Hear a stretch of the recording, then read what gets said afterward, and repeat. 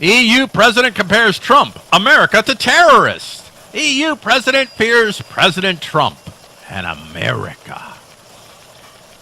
The president of the EU, that's European Union to you and me, Donald Tusk, wrote a letter to the 27 EU leaders outlining his fears of a Trump presidency and thus America. Absent from that list of recipients is Britain, which is poised to depart from the unwieldy leviathan known as the EU. In the letter, Tusk referred to the United States as an external, quote, threat, unquote, to the EU. He put the United States and President Trump in the same category as China, Russia, radical Islam, war, and terror.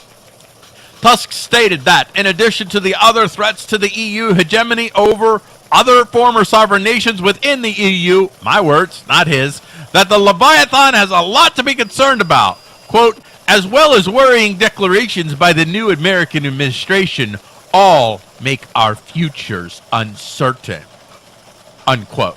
He specifically referenced President Trump as the source of that conflict with the U.S. when he added this qualifier, particularly the change in Washington, which puts the European Union in a difficult situation with the new administration seeming to put into question the last 70 years of American foreign policy. The honest paraphrase of Tusk's wording could be read as this: we have enjoyed tacit and sometimes overt approval by the American presidents of the past who were complicit in a type of progressive tyranny and oppression we were imposing on the whole of Europe.